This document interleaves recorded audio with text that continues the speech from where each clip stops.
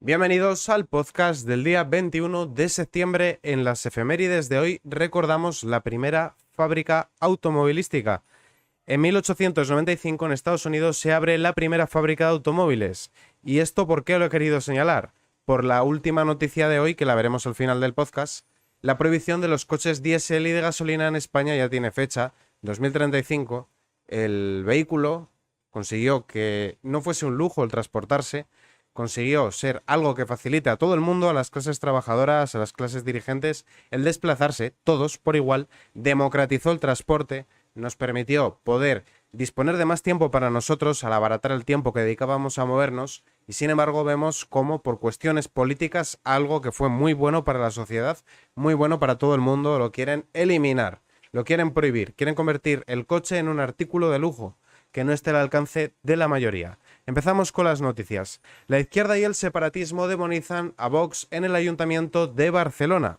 Y es que vamos a hablar del famoso cordón sanitario que quieren poner contra Vox, y no solo contra Vox, sino contra todo aquel que se atreva a ser disidente sobre cuestiones como la agenda climática y el feminismo, como vamos a ver a continuación. Mirad. La Comisión de Presidencia, Seguridad y Régimen Interior de Barcelona de este miércoles ha aprobado establecer un cordón sanitario contra Vox, una formación que fue respaldada por casi 38.000 barceloneses en las pasadas elecciones municipales del mes de mayo. La posición de Barcelona en Comú, aprobada por B Comú, Esquerra, Junts, PSC, con el rechazo de PP y Vox, emplazó al resto de grupos a llegar a un consenso que, más allá de colores políticos, dé prioridad a los valores democráticos, y aquí incluyen lo que les da la gana, como por ejemplo el feminismo, la ideología de género, el fanatismo climático, la inmigración ilegal, y que todo lo que sería oponerse a ello sería un valor no democrático y por lo tanto Vox quedaría fuera de la democracia. Luego veremos una noticia de que vuelve a aparecer Franco. Sí, amigos, la izquierda ha vuelto a recurrir al comodín de Franco, pero eso llegaremos más adelante, y además viene de la mano de la infame Dolores Delgado. En concreto, el texto presentado por el concejal Jess González insta a los grupos a crear un grupo de trabajo que redacte un pacto para un ayuntamiento comprometido con la democracia, los derechos y la diversidad. Y el problema es lo que entienden ellos por democracia. No entienden por democracia que los poderes públicos sean gestionados por el pueblo a través de representantes. No entienden por democracia que el poder emane del pueblo. Lo que entienden por democracia es todo lo que se corresponda a su agenda ideológica, independientemente de si están gobernando o no están gobernando. Cuando pierden las elecciones, paralizan las calles para que se siga haciendo lo que ellos quieren. Eso ya lo conocemos de sobra bien. Por otra parte, el concejal de Vox, Gonzalo de Oro, Pulido por cierto, se apellida de Oro Pulido, ¿en serio?, señaló que discurso de odio era esa porquería de propuesta. Es una vergüenza que en una institución democrática se propugne hacer un cordón antidemocrático a cualquier grupo, a nosotros y a cualquiera. El único objetivo que tienen es señalarnos y ponernos en la diana para que venga luego un hiperventilado y nos agreda, cosa que por cierto ha pasado en numerosas ocasiones.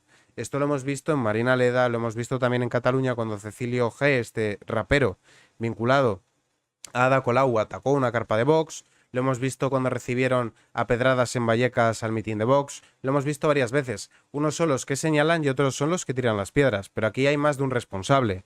Recordad los scratches son jarabe democrático. Recordad el yo a los fascistas les aguanto la mirada. Recordad el rodea al Congreso. Recordad la alerta antifascista.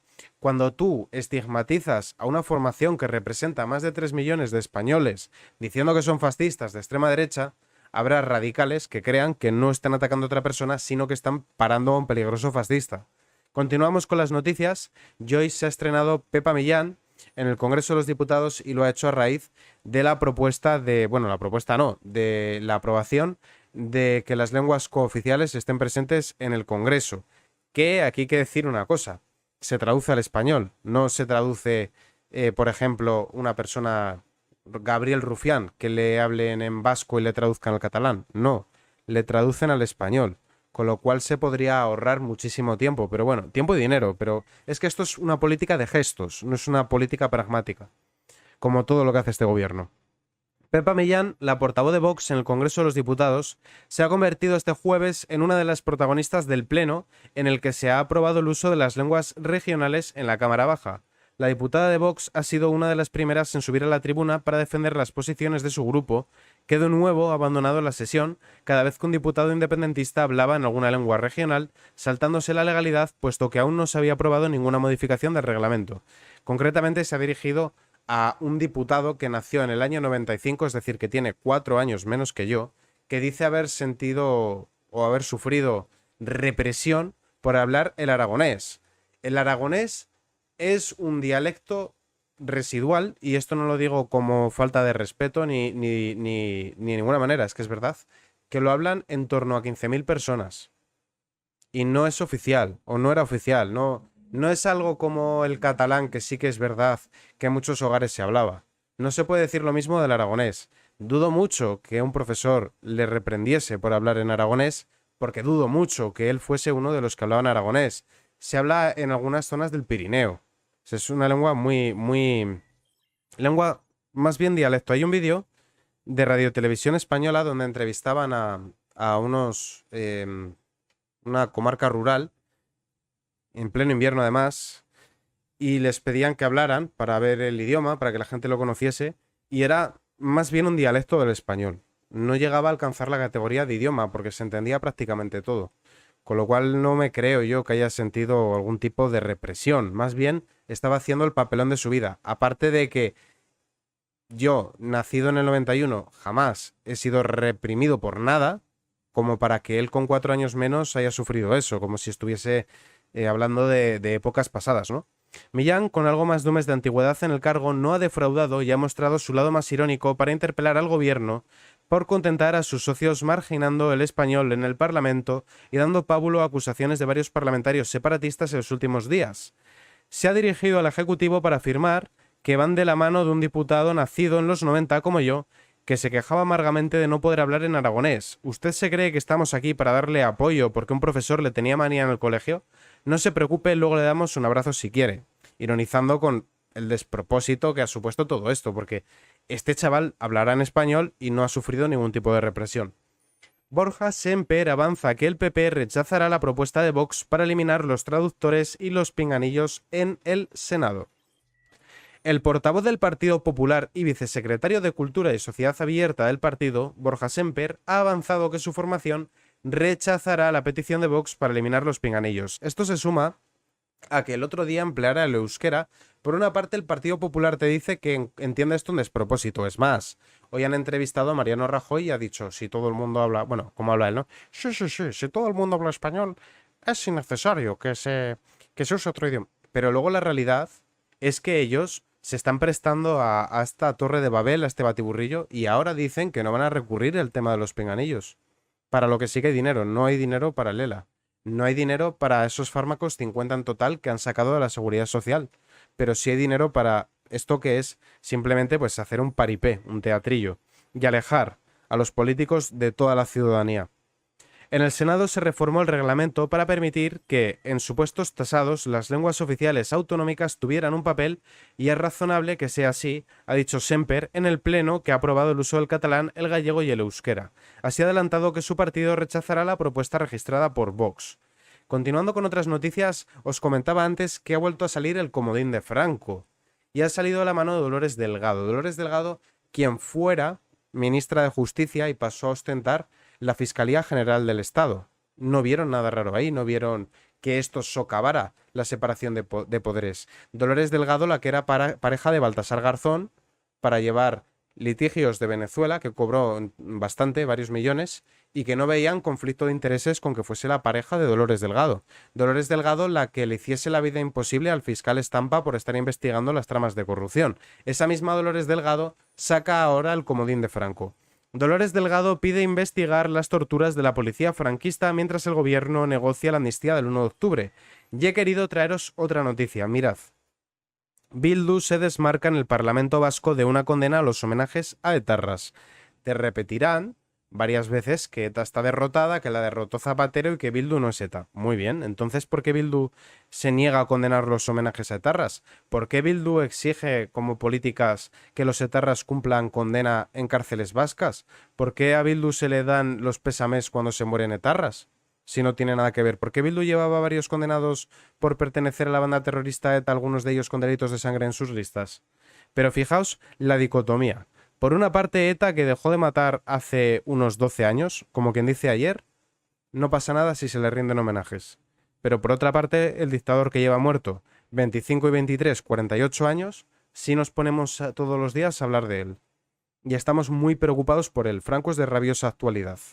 La fiscal del juzgado en el que recayó la querella se opuso a la admisión a trámite por la ley de amnistía, pero la decisión fue revisada por Delgado.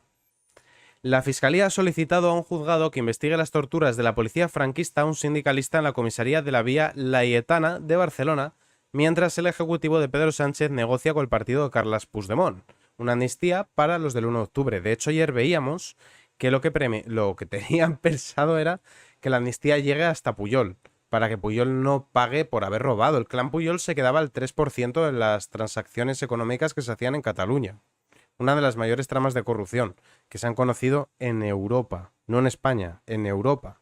Para que luego digan, es un problema político que estamos arreglando desde la política. No, sois un atajo de delincuentes que habéis hecho lo que os ha dado la gana, entre otras cosas, malversar y robar, y pedís un favor personal a cambio de otro favor personal, como que es que el felón se siga manteniendo cual lapa al asiento del Falcon. No es otra cosa.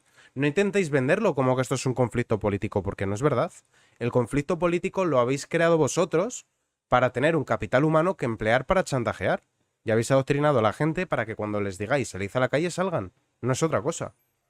El Ministerio Público invoca por primera vez a la nueva ley de memoria democrática que abre la puerta a indagar crímenes de la dictadura que la ley de amnistía impedía perseguir. Todo ello a petición de la fiscal de sala de esta materia, Dolores Delgado, ex fiscal general del Estado y exministra de Justicia de Sánchez. ¿Qué se busca con esto? ¿Reparar un agravio histórico? No, no se busca reparar ningún agravio histórico, porque la mayor parte de los agraviados han muerto y la mayor parte de los victimarios también.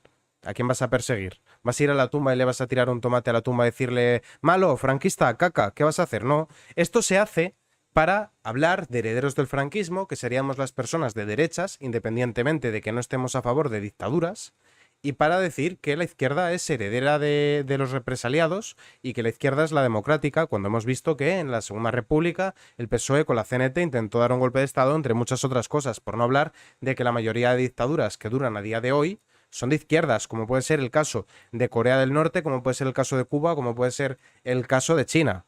Esa es la realidad. Con la excepción de Bielorrusia, que queda ahí, las demás son de izquierdas. Entonces, hablar aquí de esto pues es absurdo y es intentar reabrir las heridas de la guerra para enfrentar a la población y hablar de buenos y malos. En su informe, presentado ante el Juzgado de Instrucción número 18 de Barcelona, el Ministerio Público apoya la admisión a trámite de la querella por torturas que el sindicalista Carles Vallejo presentó contra 6 policías franquistas por torturarlo en la Comisaría Central de Barcelona. Y mientras estamos aquí persiguiendo lo que pasó el siglo pasado, lo que pasó hace 4 días no importa. Bildu se desmarca en el Parlamento Vasco de una condena a los homenajes a etarras. Los parlamentarios rechazan el uso de preso político por ser un grave ataque a la memoria de las víctimas. ¿Qué ocurre? Que lo de ETA, aparte de que ha sucedido hasta prácticamente ayer, aparte de ello, quedan más de 300 asesinatos sin resolver y aquí sí que podemos hablar de heridas abiertas de familiares que tienen la vida arruinada. Pensad, porque muchas veces esto se maneja como un número, ¿no? Intentamos deshumanizarlo, es un número, más de 800, 857 asesinados. Eso es un número que tú escribes en un papel, hay que ponerle cara a esta realidad.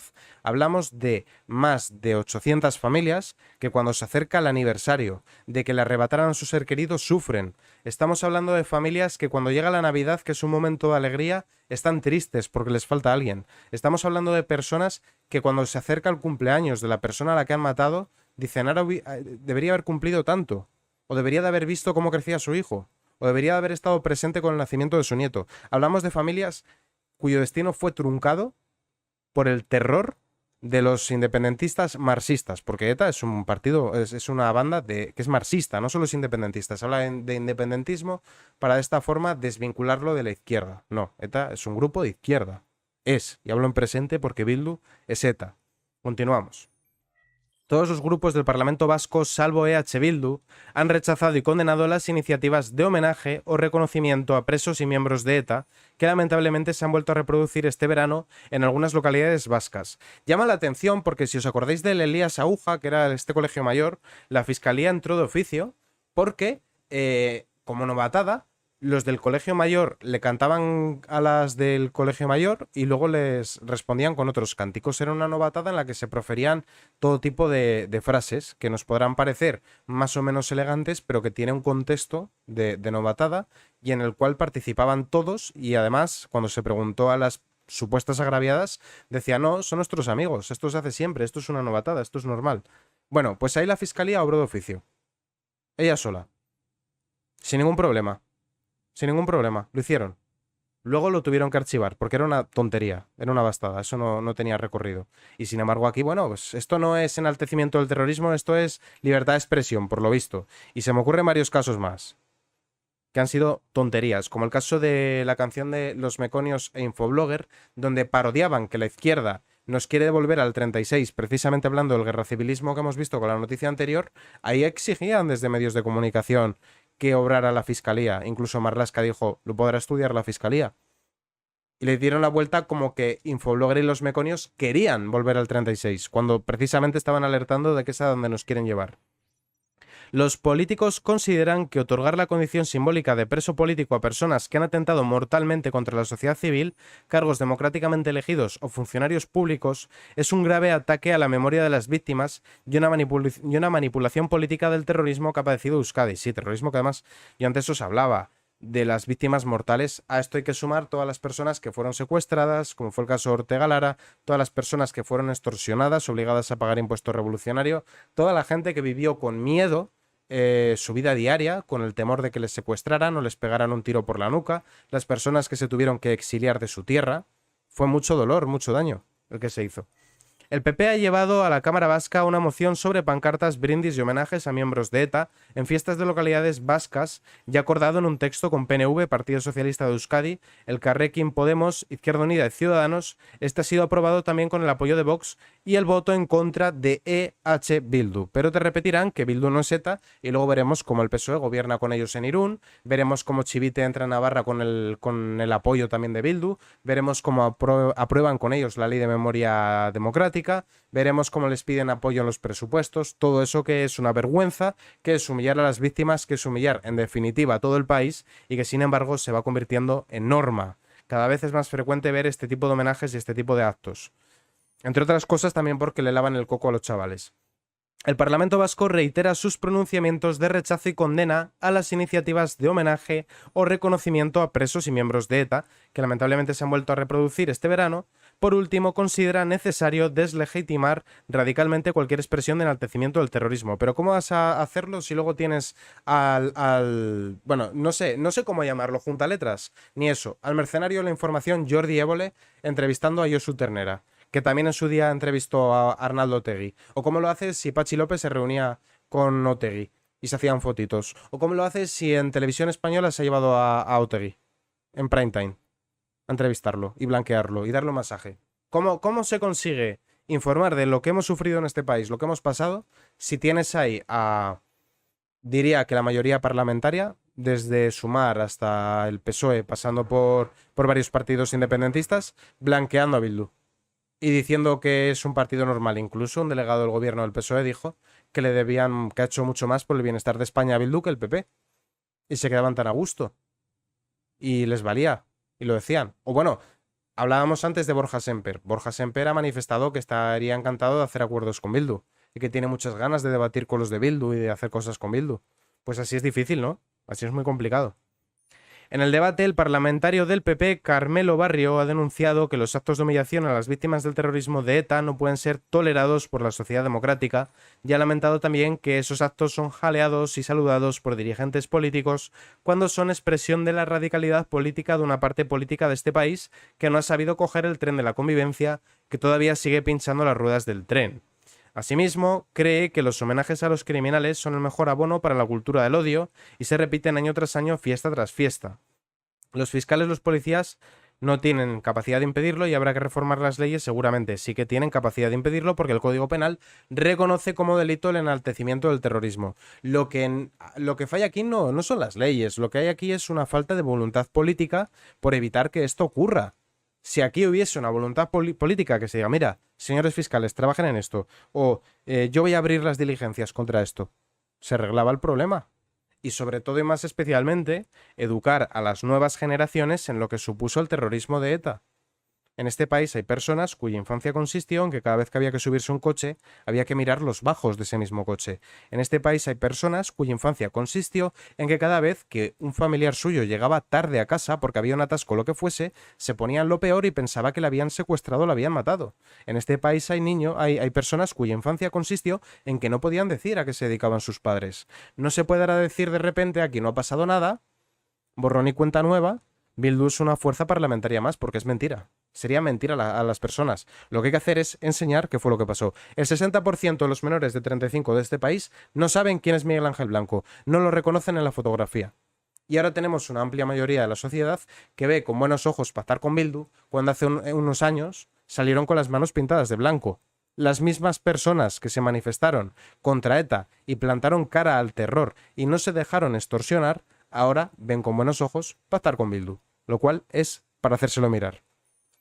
Hay que deslegitimar los valores que hicieron posible asesinar porque para los más jóvenes, para las generaciones que vienen, es importante que dejemos asentado que no se puede considerar a los asesinos héroes, no podemos transmitir que pudo tener sentido matar o asesinar, que es importante parar de matar, pero que es más importante todavía dejar de odiar.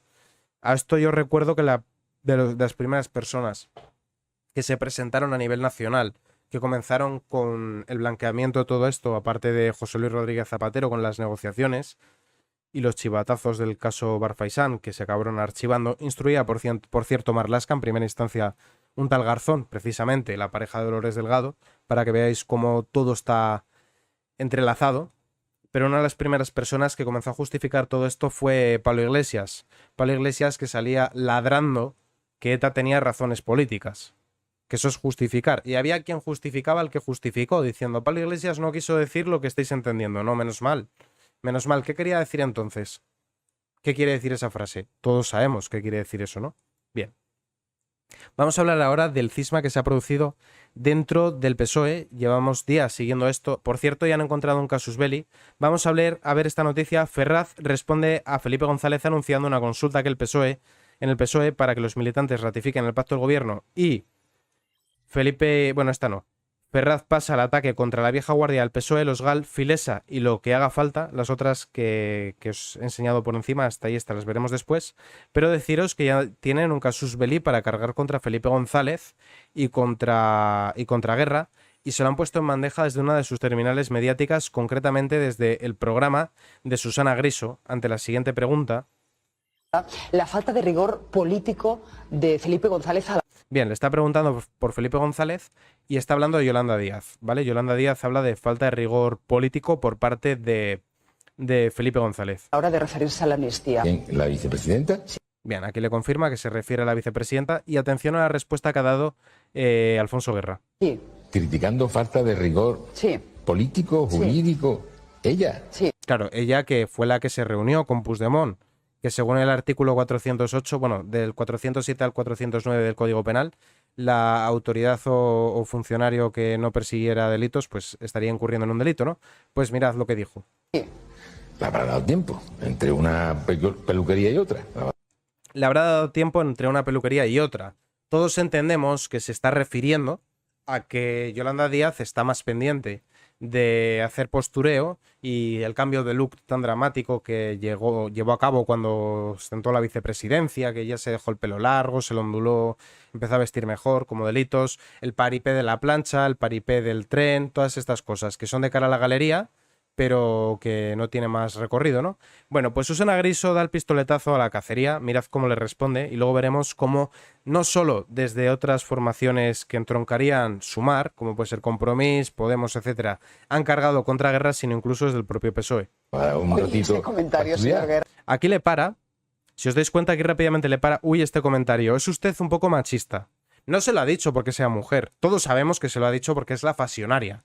porque está más pendiente de su imagen y de los biquiños y los abrazos y los vestidiños y todas estas cosas que de hacer política. De hecho, hemos visto cómo se ha cargado el trabajo de muchísimos riders o los datos de empleo tan desastrosos que ha conseguido. Todos sabemos que se lo ha dicho por ser Yolanda Díaz, no por ser una mujer. Sin embargo, ya tienen el casus belli. Vamos a escuchar a Carmen Calvo. Lo que pienso de lo que ha dicho Alfonso Guerra sobre una mujer en política es absolutamente detestable. Que se nos juzgue por el pelo en vez de por las neuronas. Alfonso Guerra se lo tiene que mirar. Por la amnistía. Ahí lo tenéis. Nadie habla ya de la... Bueno, nadie habla. Nosotros no vamos a hablar de lo que nos diga la izquierda. El tema aquí es la amnistía, que es algo vergonzante, ¿no? Porque estamos viendo cómo cuando un político pasa por encima de la ley, se le perdona, mientras que si lo hace un civil, pringa a la cárcel, ¿no? Ese es el tema, realmente no es otro el tema. Sin embargo, ya están desviando la atención a aquello.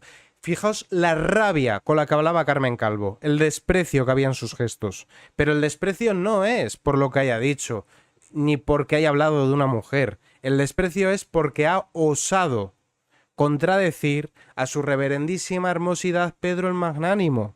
No se puede decir nada que afee mínimamente lo que haga o diga Pedro Sánchez. Recordad que Carmen Calvo salió también diciendo: el presidente nunca ha dicho eso. ¿Cómo que no? Pero si está aquí el vídeo... No, ahí no era presidente. Bueno, entonces no pasa nada. Como decía también Zapatero, no mintió, cambió de opinión. Bueno, la rabia que estamos viendo no es porque haya dicho que estaba en la peluquería por ser mujer.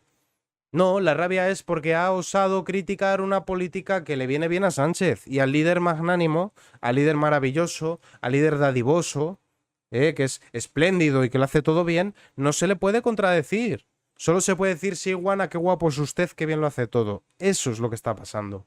Eso y no otra cosa. Ferraz responde a Felipe González anunciando una consulta en el PSOE para que los militantes ratifiquen el pacto de gobierno. Pero el pacto de gobierno con Sumar, no la amnistía. El PSOE ha decidido salir al contraataque con una técnica importada de Podemos, referéndum internos para validar una decisión controvertida. El secretario de la organización, Santos Cerdán, ha anunciado que los militantes van a decidir y que pasarán a consultas cualquier formación de gobierno. El artículo 50 de los estatutos del PSOE asegura que se someterá a votación los acuerdos de gobierno. Ya, pero ¿sabéis qué pasa? Que, por ejemplo, a Nicolás Redondo se lo ha cargado pasando por encima de los estatutos. Esto está muy bien. Los estatutos importan o no a conveniencia de si le vienen o no bien a Sánchez. ¿Que me da la razón el estatuto? Tiro de estatuto. ¿Que no me da la razón el estatuto? Paso el estatuto. Y punto. Y lo mismo se puede decir de la Constitución, de las leyes orgánicas, del Tribunal Constitucional, de todo lo que tú quieras. ¿Que le viene bien al magnánimo? Se hará. ¿Que no le viene bien? Bueno, Hombre, es que tampoco están escritas en piedra. Los estatutos y las leyes y la Constitución tampoco están escritas en piedra, hombre. Podemos tergiversar esto un poquito, obviar esto otro un poquito también, ¿no? Si nos viene bien, sí, si no, no. Pues eso es Pedro Sánchez. Eso. El autócrata. El artículo 50 de los estatutos del PSOE asegura que se someterá a votación los acuerdos de gobierno y también habla del sentido del voto en sesiones de investidura que supongan facilitar el gobierno a otro partido político. La consulta servirá, por tanto, para respaldar el pacto de PSOE con Sumar. Pero, echa la ley, echa la trampa, no han mencionado por ninguna parte la amnistía a los golpistas del 1 de octubre y más para atrás, que ya veíamos en el podcast de ayer, que pretenden que la amnistía llegue hasta la época de Pujol. La decisión se ha anunciado solo unas horas después de las críticas de Alfonso Guerra y Felipe González contra la ley de amnistía. Con esta medida interna, Sánchez se escudará en la militancia para firmar el acuerdo con el partido de Puigdemont. Los militantes pueden elegir, sí, pueden elegir entre A o B. Esto es como si yo quiero comer en el McDonald's y lo que yo propongo a todos los demás es: ¿qué os apetece? ¿Que vayamos al McDonald's a comernos una McBurger o que vayamos al McDonald's a comernos una Burger Mac? Claro, sí, pueden elegir entre lo que tú les digas que tienen que elegir. Claro, tú les has propuesto por alguna parte lo de la amnistía, porque tú no has preguntado un acuerdo de gobierno con Sumar que implique una amnistía para Junts y para Esquerra que se remonte hasta la época de Pujol. Tú lo que has dicho es un acuerdo con Sumar. Todos los demás agregados los omites. Claro, ¿la alternativa cuál es? No, la alternativa es la repetición electoral con el miedo que le tienen los del PSOE a que entre Vox a las instituciones. Así normal que te digan que sí, pero ponles todo sobre la mesa. A ver qué opinan. Es más, ¿cuántas personas de las que votaron al PSOE tapándose la nariz hubiesen votado al PSOE si hubiesen sabido que iba a haber una amnistía? Pues probablemente muchos no hubiesen votado al PSOE. probablemente se hubiesen abstenido o hubiesen votado a otra formación. Pero también aquí hay que decir lo que ya he dicho más veces. Si después de todas las mentiras de Pedro Sánchez sigues creyendo en él, no es que Sánchez te haya mentido, es que eres tonto. Porque también Sánchez decía que con Pablo Iglesias no, que no dormiría tranquilo, y la primerita cosa que hizo fue abrazarse con Pablo Iglesias y llegar a un acuerdo de gobierno con él. Dirán que estamos mayores. González ya anticipó que su frase no iba a gustar en el PSOE y que dirán que están mayores. Paradoja es que defendemos las posiciones del partido, pero como no se escucha más que el ruido de los que piensan que no estamos apoyando al PSOE, afirmó Felipe González. Pero también aquí hay que decir qué edad tiene Carmen Calvo. A ver si Carmen Calvo es ahora una yogurina. Porque Carmen Calvo no ya es la edad que tiene, es que Carmen Calvo es una dinosauria que lleva en política desde Zapatero, estaba como ministra y antes como diputada. ¿Cuánto tiempo lleva Carmen Calvo en política, no? Pues ahora va a resultar que Carmen Calvo es una cara nueva. Porque eso ya es para reírse, ¿verdad? Alfonso Guerra recordaba su respaldo a Pedro Sánchez cuando decía que la amnistía no era constitucional. Decía eso y a mí siempre me cogía defendiendo lo que dice el partido. Yo no he sido disidente. El disidente es el otro que va cambiando. Bueno, no cambia, claro, cambiando de opinión. Afirmaba el que fuera número 2 del Partido Socialista. Guerra, que empezó asegurando que este no era un complot, no tardó mucho en sentenciar que la amnistía es la humillación deliberada de la generación de la transición y que significa la condena de la democracia.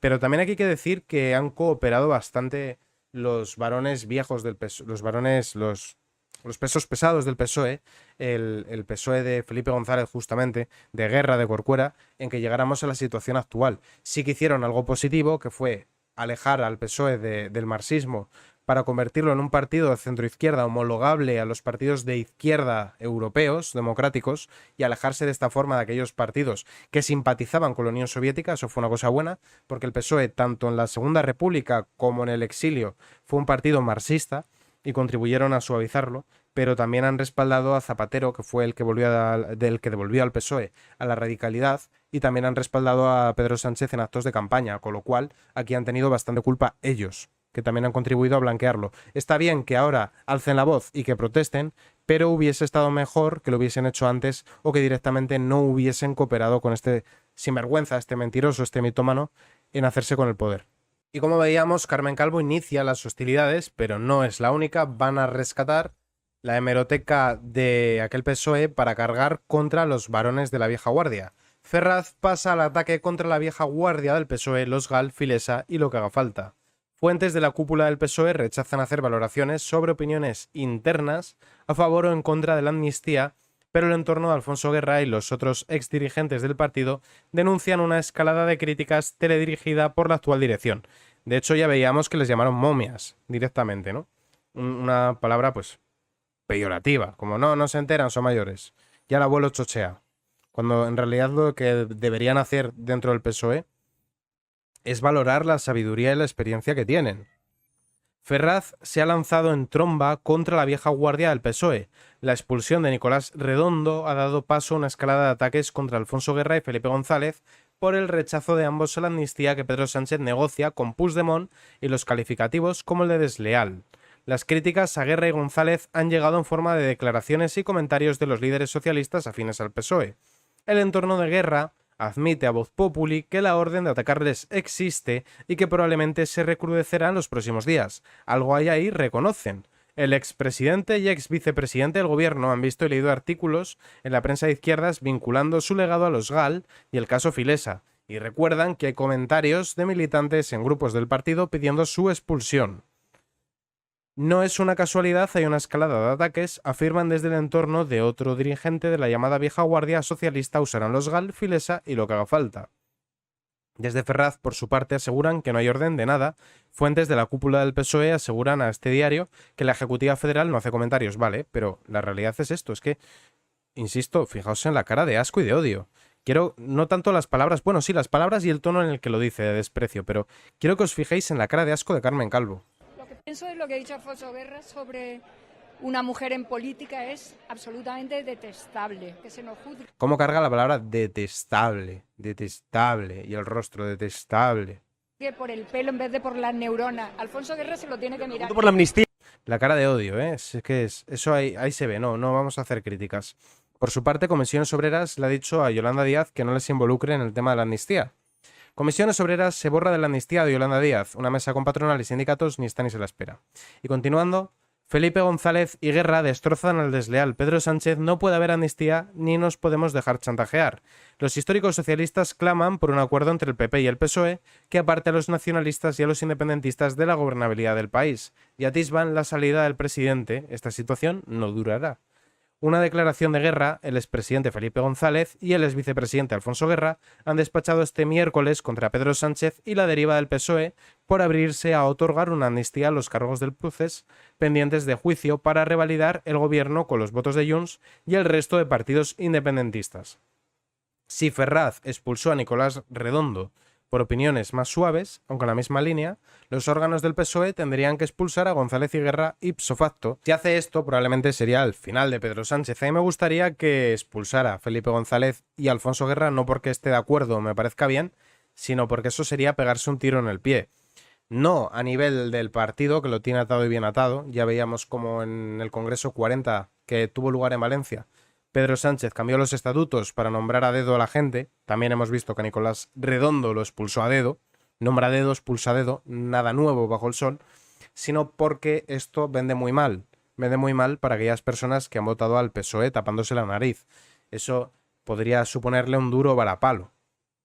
Guerra ha tildado a su secretario general de desleal y disidente por haber cambiado de opinión respecto a la rebelión secesionista, respecto a gobernar con Podemos y otros tantos ejemplos que ha enumerado en la presentación de su último libro, La rosa y las espinas. Junto a él ha estado Felipe González, quien ha secundado la indignación de los presentes con Sánchez.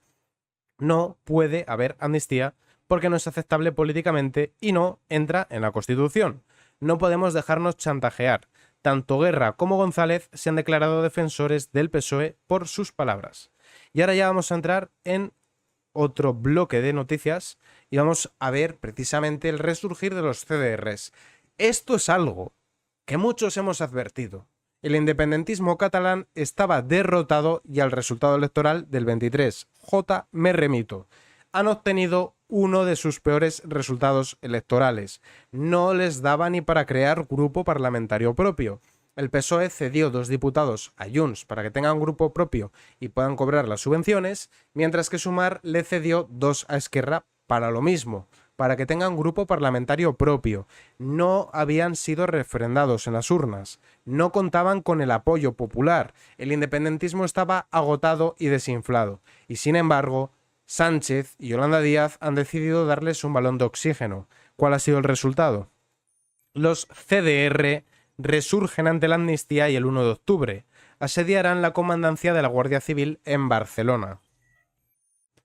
Espoleados por los ánimos que les ha dado al independentismo la ley de amnistía que se ha puesto sobre la mesa, de la que ellos mismos se beneficiarían, los autodenominados Comités de Defensa de la República, y el nombre no es casual, CDR es Comité de Defensa de la Revolución en Cuba. Aquí han cambiado Revolución por República, pero los CDR son una invención del castrismo. Se han lanzado a calentar el 6º aniversario del 1 de octubre, el referéndum ilegal del 1 de octubre de 2017 y que condujo a la frustrada declaración de independencia liderada por Puigdemont. El separatismo violento quiere volver a tomar las calles y ya se ha fijado un objetivo, la Guardia Civil en Barcelona. Se están organizando para que su marcha de protesta de 1 de octubre acabe rodeando la comandancia de la Benemérita en la ciudad condal. El Instituto Armado ya ha dado orden de reforzar la seguridad, un escenario de represión, así consideran los CDRs al cuartel de la Guardia Civil en Barcelona, situado en la travesera de Gracia 291, lugar en el que en los últimos años se ha convertido en un objetivo de los separatistas. Según han anunciado los propios CDR al presentar su calendario de protestas, a este cuartel han sido conducidos muchos de los independentistas violentos que han sido detenidos en el marco de diversas operaciones. Y aquí han tergiversado todo lo que han querido y más. Ellos decían, nosotros estábamos manifestándonos pacíficamente y en una democracia tú tienes derecho a manifestarte. No es verdad. Lo que han hecho ha sido cortar carreteras, quemar contenedores, romper lunas, secuestrar aeropuertos. Tu derecho a la manifestación no puede estar por encima del derecho a la propiedad privada o el derecho a la movilidad de los demás. Tu libertad no puede ir en contra de la libertad de los demás y tu libertad no puede permitirte atentar contra propiedades ya sean públicas o privadas. contra el mobiliario urbano, como los contenedores, o contra los escaparates de negocios privados. Tú no tienes derecho a hacer eso. Es mentira que tú estuvieses manifestándote de forma pacífica, y las imágenes las vimos todos. La antigua cárcel modelo de Barcelona será el punto de partida de las movilizaciones programadas para el próximo 1 de octubre, día en el que se cumplen 6 años del referéndum ilegal de independencia. La antigua prisión barcelonesa fue reconvertida en centro cultural y es lugar de reunión habitual de muchos de estos colectivos. Sostienen que, al igual que esa vieja cárcel fue recuperada, el cuartel de la Guardia Civil o las instalaciones militares que aún quedan en Barcelona son huellas de dominación, porque ellos venden el relato de que están ocupados por una potencia extranjera, que es mentira. Seguridad reforzada frente a los CDR. Desde este edificio las columnas de CDR se dirigirán hacia el cuartel de la Guardia Civil para rodearlo. Y continuando con otras noticias, vamos ahora a entrar en materia de economía. No vamos a hablar hoy de política internacional, pero sí que en materia económica hablaremos del vehículo, que es con lo que empezábamos las efemérides. Con eso cerraremos, pero primero esta. Los fondos prevén una caída histórica de la inversión en 2023 por la incertidumbre política. La situación se agrava por la subida de los tipos, el frenazo de la economía mundial y los errores del gobierno de coalición. Y con esto pretende Nadia Calviño que la nombren directora del Banco Europeo de Inversión. Claro que sí. La incertidumbre política generará una caída histórica de la inversión extranjera durante el año 2023. Así lo creen las fuentes de fondos de inversión, analistas y expertos de flujos de capital foráneo consultadas por The Objective. Pero antes de ver eso, deciros si os parece que sea un buen país para invertir España con lo que os voy a mostrar ahora. Esto ha pasado en un congreso inmobiliario que ha tenido lugar en Barcelona. A ver si os quedan, si vosotros fueseis inversores, si os quedarían ganas. El hombre que está a la derecha es uno de los inversores y mirad cómo le reciben.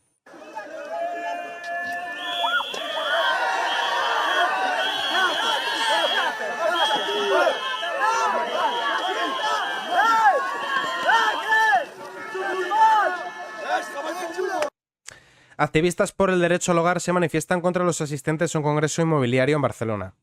Claro, porque tú ves esto y dices, voy a invertir en España. Claro que sí. Mañana mismo llevo mi dinero allí. O sea, no ya es la ocupación, es que encima la gente se manifiesta a favor de la ocupación y te agreden. Pues nada, lo ideal para invertir en un país es imágenes como esa. Es lo ideal para invertir en un país. Continuamos. Entre abril y junio de este año se produjo un desplome del 74% en la inversión extranjera respecto de igual periodo del año pasado, hasta los 2.074 millones, la cifra más baja para un trimestre en más de una década. O sea, esto es una porquería, ¿eh? Para que os hagáis una idea, estos son poco menos de 4 ministerios de igualdad. Con esto no da para nada. Para que os hagáis una idea, fijar las pensiones al IPC con la reforma de Escrivá supuso 10.000 millones de euros más. O sea que la inversión extranjera ha sido una quinta parte del aumento en el gasto público y social que ha supuesto fijar las pensiones al IPC. Este dato es sorprendentemente bajo comparado con el segundo trimestre de 2022, cuando llegó a los 8.111 millones, o con el de la primera parte del año, 9.921 millones. La gente ve la situación económica de España y dicen, yo ahí no meto mi dinero, y hacen bien, porque España es un infierno fiscal, porque en España hay riesgo país, porque en España hay trabas, leyes y burocracia innecesaria, porque en España hay que financiar un estado elefantiásico, hay que financiar estudios de impacto de género, hay que financiar charlas por el empoderamiento femenino, charlas del machismo en la prehistoria, el cine etíope, todas estas cosas tan necesarias. Entonces, como de alguna parte hay que sacar el dinero, se suben los impuestos, se crean impuestos nuevos y la gente dice, yo ahí no meto mi dinero. Las paguitas, el problema oculto de la escasez de trabajadores en España. Muchos bares y comercios no encuentran personal porque el candidato quiere cobrar en B para no perder la ayuda pública. España sufre una gran paradoja, con una tasa de paro del 11,6, la más alta de la Unión Europea. Muchas empresas tienen grandes dificultades para encontrar personal. De hecho, el número de puestos vacantes supera ampliamente los 150.000 y se sitúa en máximos. La patronal de pequeñas y medianas empresas acaba de publicar un informe que pone cifras concretas y causas concretas a este particular fenómeno. En conversaciones con Libre Mercado, su responsable de estudios, Diego Barceló, explica que la escasez de personal es un problema general, dado que afecta al 71% de las empresas. Imaginad la gracia que me hace a mí como autónomo, no quiero personalizarlo en mí ni victimizarme, pero soy un buen ejemplo de esto. y creo que hablo en representación de la amplia mayoría de autónomos de este país, cuando veo que tengo que pagar autónomos todos los meses y IRPF, las trimestrales, y me están quitando buena parte de lo que yo ingreso, pero luego hay gente que tiene mi misma edad o incluso son más jóvenes, que tienen manos para trabajar, podrían estar incorporados al mercado laboral y sin embargo tengo que pagarles una ayudita para que ellos estén a gusto y cómodos. Y probablemente varios de estos, entre lo que trabajan en negro más lo que cobran en paguitas, generen más que yo, mientras que yo estoy pagando aquí la fiesta. Y como yo, muchísimos autónomos. Y también los trabajadores. No lo quiero personalizar únicamente en los autónomos. El trabajador también tiene que tributar. Y los empresarios, los grandes empresarios, ya no hablemos cuánto dinero se tienen que dejar. O simplemente como consumidores, cuando vamos a hacer la compra, o cuando le echamos combustible al coche, o cuando tenemos que pagar la luz, que buena parte son impuestos, para que luego haya gente parasitando las arcas públicas. Los 4 sectores más afectados son información y comunicaciones, finanzas y seguros, transportes y actividades profesionales. Todos recordamos los anuncios en el metro de un gran banco digital que ofrecía 10.000 euros a quien le presentara programadores, una prueba incontestable del problema del que estamos hablando. Bueno, también con el tema concreto de los programadores, que esto sí que es un tema que es peculiar. Hay muchísimos programadores, desarrolladores web y otros tipos de trabajos relacionados con la informática que se han ido a Portugal porque trabajan por cuenta propia. Y lo que hacen es llevar clientes españoles, pero están en Portugal. ¿Por qué se van a Portugal y no se quedan en España? Porque España es un infierno fiscal.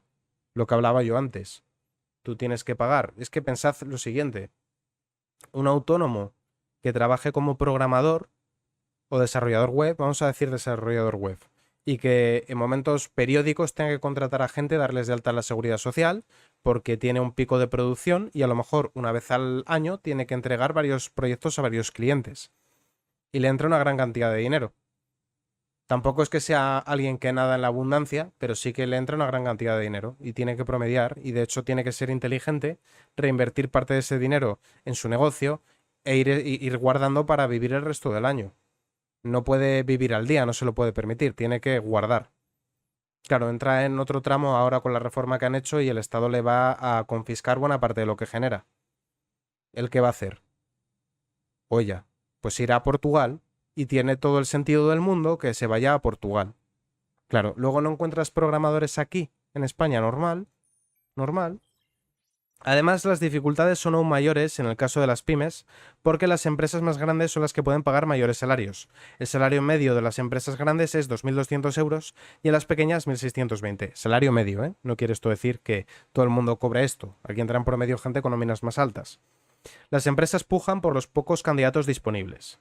Una de las razones que explica el exceso de vacantes en España es la formación. Según Barceló, el problema no es necesariamente que los programas educativos estén mal o que nuestras universidades y centros de formación profesional se enseñen mal. Por el contrario, creemos que hay excelentes universidades. El problema radica en las carreras que estudian los jóvenes, y es que en España es de los países de la Unión Europea con mayor proporción de estudiantes de artes y humanidades. Claro, aquí la gente estudia ideología de género o filología inglesa y luego no encuentran empleo, y habiendo demanda de profesiones. Es que esto es el daño tan enorme que se ha causado con la madre paseando al niño. Mamá, ¿qué hace ese señor? Ese señor está cargando sacos de cemento y tú tienes que estudiar para no acabar como él. ¿Cómo que acabar como él? ¿Cómo que acabar como él? Ese señor es un albañil que sabe construir una casa. ¿Usted qué sabe hacer? Usted está ahí en ventanilla diciéndole le falta este papel, vuelvo otro día. Charo. Eso es lo que hace usted. Y le has enseñado a tu hijo que no tiene que hacer eso. Que no tiene que ser electricista o que no tiene que ser fontanero. Hay fontaneros que ganan más que algunos abogados en este país. Hay un montón de gente que hizo la carrera de psicología y no hay trabajo de eso. Quería la carrera. Estudia una carrera. ¿Una carrera? ¿Esa carrera tiene salida al mercado laboral? No. Podía haber estudiado un FP.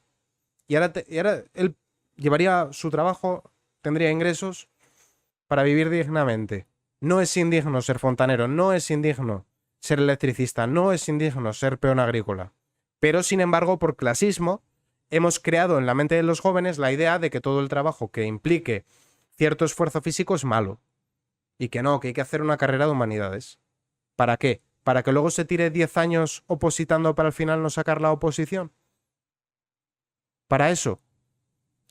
para que no acabes como él. ¿Qué pasa? Ese señor sabe construir un edificio, o ese señor sabe poner la instalación eléctrica de un edificio, o ese señor sabe instalar las cañerías de un edificio. Usted no sabe hacer eso. Usted sabe estar en ventanilla molestando al personal y tratando con soberbia, o diciéndole a un señor mayor que se descargue una aplicación, cuando usted debería de estar para servirle a la ciudadanía, que para eso es una empleada pública. Para eso es una empleada pública, y no lo hace. Y no lo está haciendo. Y por culpa de esa idea que se le han metido a los chavales en la cabeza, ahora faltan profesionales. Pues hay fontaneros que ganan bastante más que abogados. Y continuando con las dos noticias de economía que quedan, el plan de Puigdemont, disparar la deuda de España a 2 billones para financiar la secesión de Cataluña.